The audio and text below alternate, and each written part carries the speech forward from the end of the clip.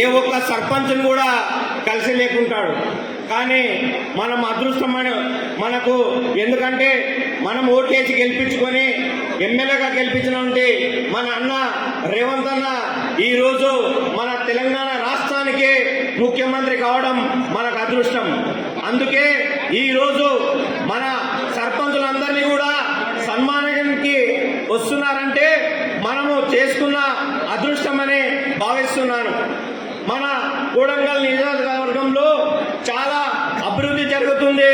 మీరు గెలిచిన తర్వాత కూడా ఇంతకుముందు పెద్దలు చెప్పినట్టు మీరు గ్రామాల్లో మీకు ఏమేమి అవసరం ఉంటావో అవన్నీ కూడా రెడీ చేసుకొని మన కాడ స్పెషల్ ఆఫీసర్ కానీ మన కొడంగల్ ఇన్ఛార్జ్ టైగర్ తిరుపతి రెడ్డి గారికి మీరు సమర్పిస్తే మీరు పెట్టినటువంటి ప్రపోజల్స్ ఒక్క నెలలో స్టార్ట్ అయ్యి మీ యొక్క ఊరిని అభివృద్ధి చేసే విధంగా మీరందరూ కూడా సన్నద్ధం కావాలని కోరుకుంటూ ఈ అవకాశం ఇచ్చిన పెద్దలకందరికీ నమస్కరిస్తూ ముగిస్తున్నాను. జై కాంగ్రెస్, జై రేవంత్ అన్న, జై తిరుపతి అన్న.